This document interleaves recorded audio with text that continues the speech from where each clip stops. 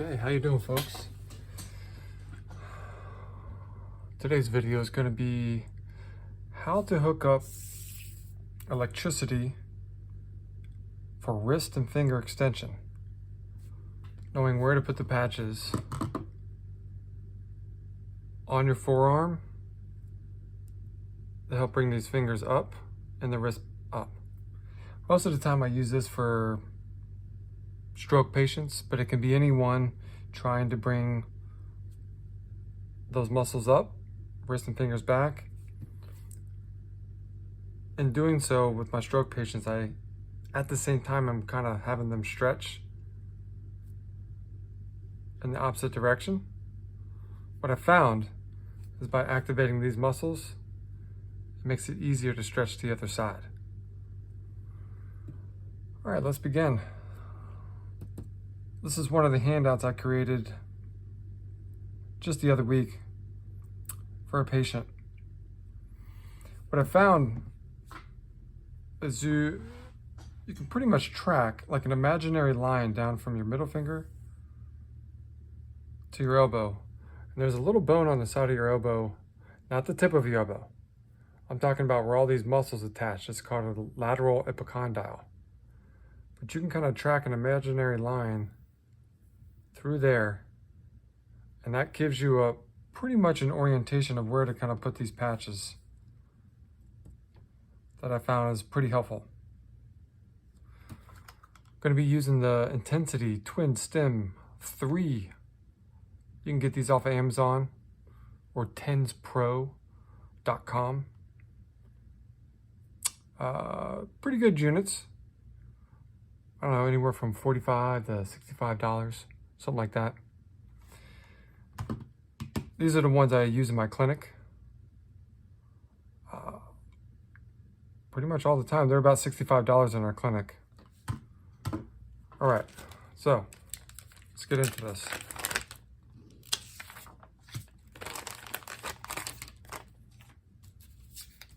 Take your patches.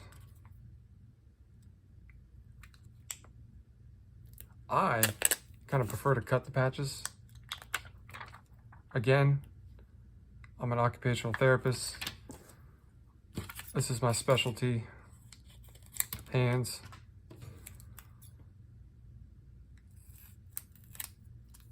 I would not recommend cutting the patches unless you're one of my patients. Or if you do, it's at your own risk.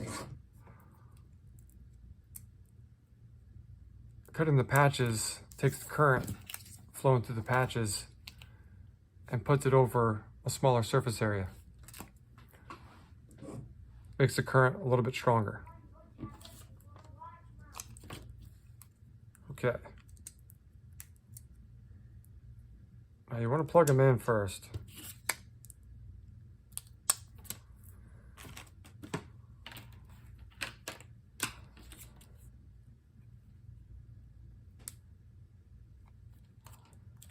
I'm gonna go with that.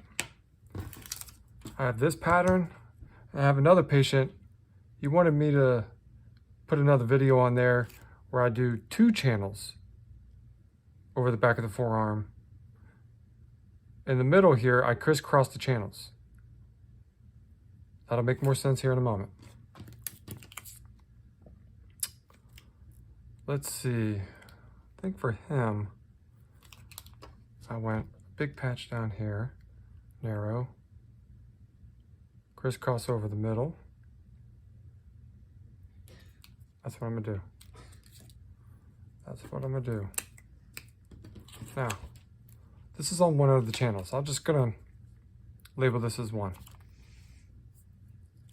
Help me keep track. Better yet, I'm gonna put them both on the same side.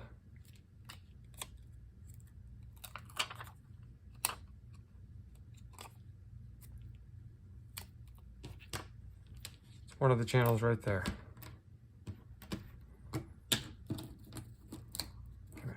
Another channel. Let's see. Cut this down too. Again, unless you're one of my patients, you cut these at your own risk. I've been using electricity on people for 20 years now, and there's so many different ways to do this. These are just some of the ways I found that work well for me,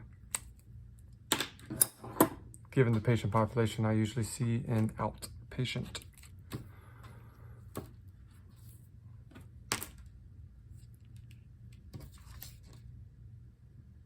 Let's see.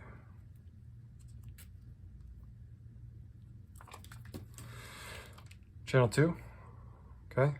That's another one on a separate channel. These are channels. With this device, technically the red and black doesn't really matter, but when I educate people, depending on the type of electrical muscle stimulation, EMS, electrical muscle stimulation, depending on what they get, sometimes the black lead is stronger than red. If it is, you're going to want that black one towards the heart. That's where most of the muscle bellies are going to be, the thickest part of the muscle bellies, where the trigger points are. Okay. Channel 1. That's it. We're going to try that first. Let's see if we can see this. Bring that a little bit closer. Now, most of my patients, EMS, I'll come a little bit closer, electrical muscle stimulation. That S right there. Let's see. The S that's flashing. Yep, that's the one you want. That means both of these channels, channel 1, channel 2, are on at the same time.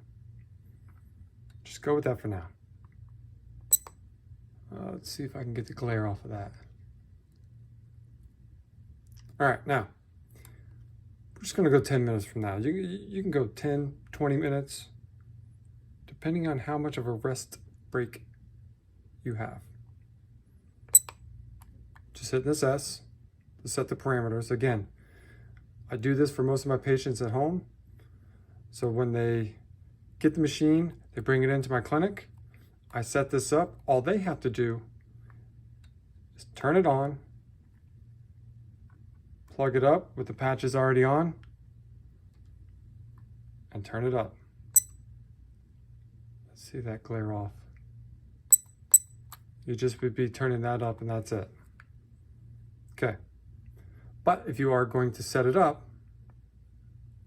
or as someone else is, let's say I had it set up and someone else was trying to use this and they kept playing with it and they changed the settings, well, here you go. You're gonna hit the S once you get the mode to where you want it.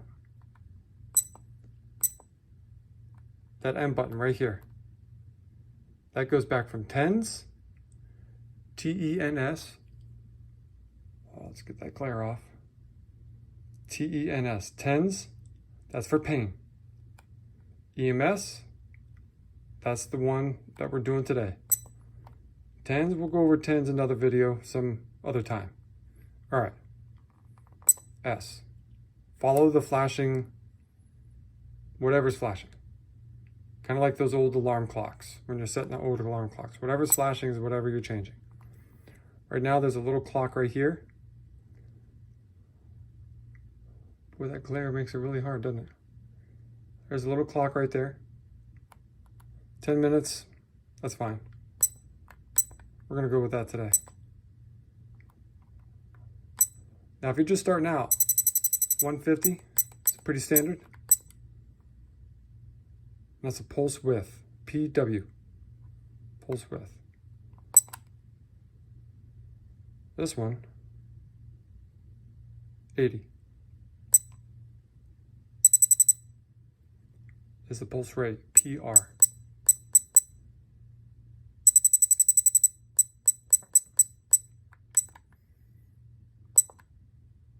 Ramp. Ramp is, how long does it take to get up to where you set up the milliamps. So let's say you turn it up, you're like, ooh, that's pretty strong. That's strong. I'm getting a really good muscle contraction. The ramp is how long it takes 1 and 2. This is 2 seconds right now. How long it takes to get to where you set it. The 2-second ramp up and a 2-second ramp down. All right. Now, CON. I don't know why it's CON. Co-contract, I guess. It's on.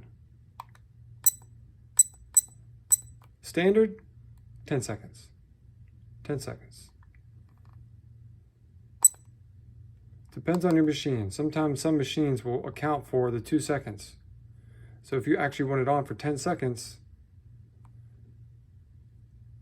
you need to read the booklet to make sure if that 2 seconds is involved with that on time as it ramps up or ramps down. This one we're going to set it for 10. We're going to set the off time. Again, pretty standard, 10 to 20. It's a good starting point. 20 seconds off, that's your rest break. If you fatigue out too quick, increase the rest break. And we are working the extensors now. These are not designed to activate for extended periods of time. Your finger benders are. The things that bend our fingers are, but not the things that open. So something to consider when you're putting in the rest break. Now, as again, now reset back to, we're going to call that the home screen. Now it's ready to be turned up. See that number right there? It's starting to increase now. I'm not going to go up too much because it's not even connected down there, except for the patches right here. It's not connected to me. Now, imaginary line, I guess more or less through here. Heck, for reference, let's see. Got a marker here. Okay.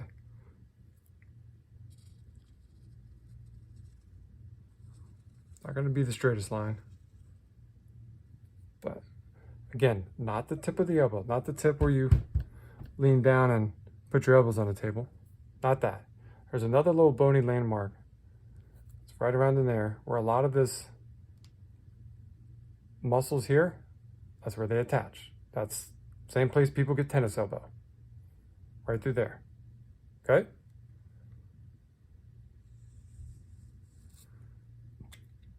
That more or less is your reference point. Again, you obviously don't have to draw on yourself. That's for you guys. But you can see when I move my fingers, that's where these muscles are going. Then when I move my wrist up and down, those muscles right there. So we're going to go top dead center, but we're going to favor towards the thumb side a little bit. It doesn't matter which arm you're going to be using for this, it doesn't matter. Favor the thumb side just a little bit so if you get a little wrist action. Hey, if you wanted just to get the fingers to pull up and not the wrist, then just favor right over the middle of the forearm on the back of the arm. Black towards the heart. We're going to do both. Now, there's top dead center. You can go in the middle of the patch, right through the middle, kind of put that in the middle of the patch, middle of the line. But I want a little bit of the wrist puller uppers too. So I'm going to favor towards the thumb side. Black towards the heart. It's pretty standard. And just kind of like mid forearm. We'll try that. And again, we're going to favor a little bit towards the thumb side. All right, move those out of the way.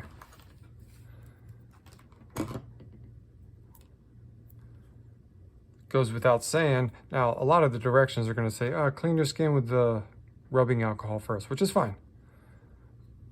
I learned from a guy one time that if you take a wet rag, clean your skin first, then put the patches on, it'll kind of exfoliate the skin, hydrate it, take all the oils and some of the lotion off. Does really well. You get all that off, the patches will last longer for you. Also, if you have a really hairy arm, the patches may not conduct electricity as well. Something to think about. You always want good hydration in these patches. Good stick, really good stick. If they sting and burn, more so than, let's say, the other week when they were more fresh, that means the patches are too dry or your skin's too dry. Probably a bit of both. It's okay to kind of wet these a little bit with a little bit of tap water and just kind of rub them a little bit on that back side. They don't need to be soaking wet, just a little tap of water. You can do that.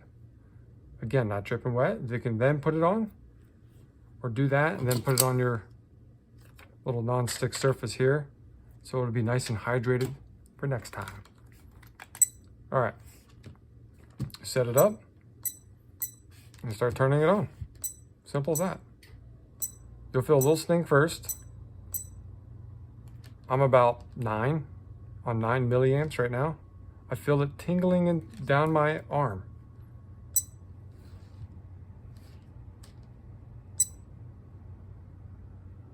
It's twitching. Oh, that's pulling my wrist up. And that's not me doing that. Oh, there it is. It's a little odd for the sensation, and you can kind of move this around. Now it's turning off.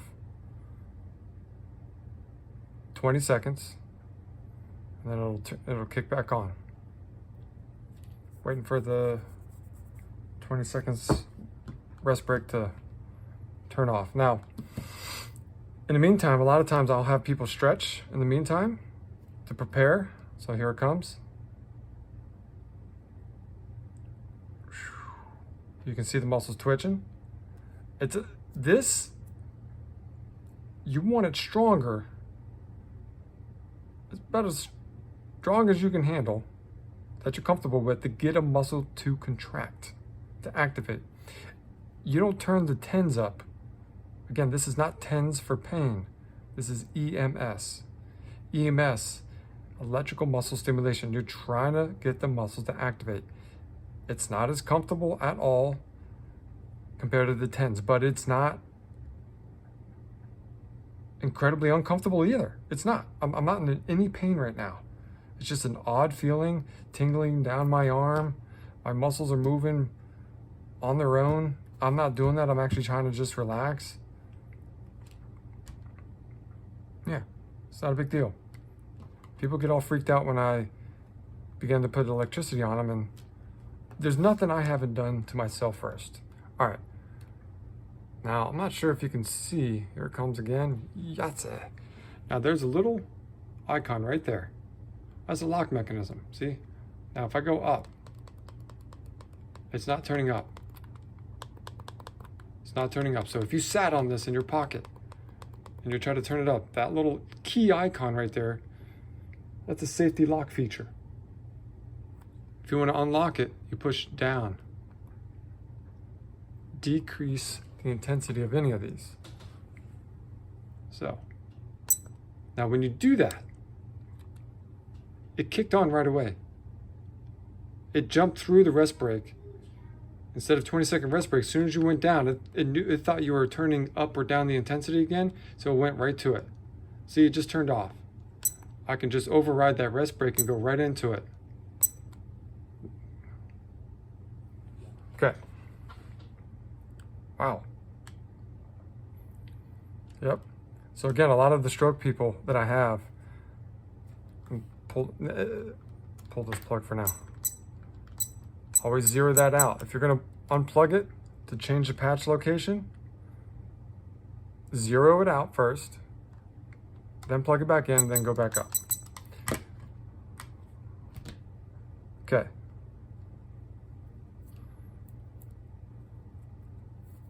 Now, if you wanted to do 2 channels on the back of the forearm, I'd go with this. Okay, so we're pretty good there. I may even go up a little bit more up in there. Now, channel 1. Right there. That's the one I just had on. I just had this on. This is channel 1. That's why I'm numbering these. I recommend you number them. I do it for all my patients. Education's much easier. It's easier to keep track of all these wires. People come in asking me, you know, how do I set this up? It's very confusing, and all their wires are all twisted up. Well, whether they're twisted up or not, as long as they're plugged in, and you know that channel 2 is on channel 2 with these patches numbered, vice versa for channel 1. I don't care where these are, you're gonna know where you're at. That helps in, you know, figuring out this whole process. Now, you notice one of them's bigger. That's bigger because I don't want as much distribution going into this patch. I want to isolate more of these patches where all that chunk of meat is. From mid shaft of the forearm down, you're more or less just a bunch of tendons. It's just all tendony stuff. The chunk of meat that moves your wrist and fingers are up that upper forearm right there. That's where the chunk of meat is. People, I get tennis elbow people coming in and they're asking why they're doing wrist exercises. Well, that's because the things that move your wrist and fingers from overuse, they attach here at the lateral epicondyle. All right, now,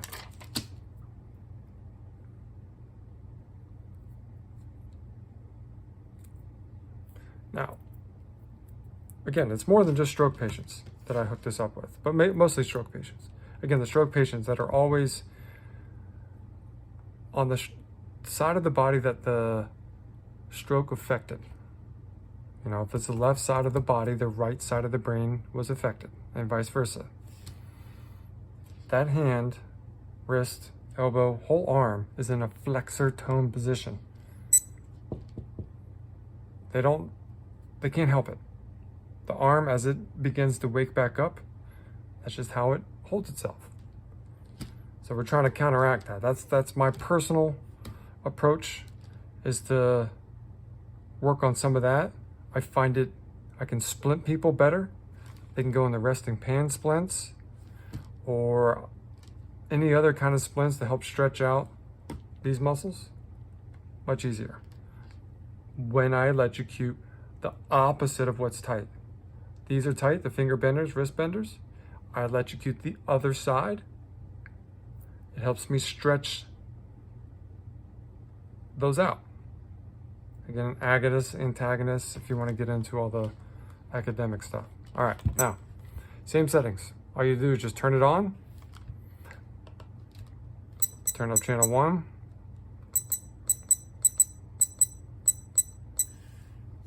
Ooh. See, channel 1 is pretty much where it was. I pulled it up a little bit. You may get a little elbow bender, because again, the elbow bender, the thing that bends the elbow is right there, that muscle right there. Now, next door neighbors to the elbow, one of the accessory elbow benders is the thing that really pulls up the wrist. All right.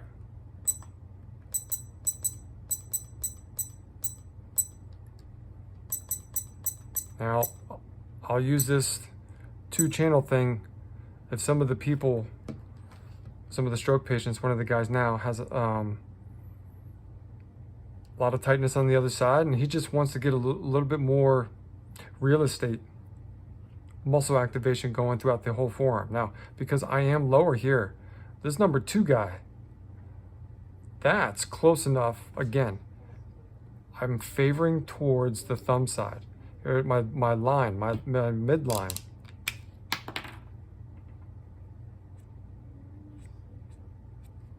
Wow, got me. That midline is going not exactly through the middle of the patches, but favored towards the thumb side. is where you want to put the patches. You want to put the patches towards the thumb side. Doesn't matter what forearm. Now, because of this guy is kind of closer to these thumb puller uppers, my thumb's kind of pulling up as well. And that's what I was doing with the other guy.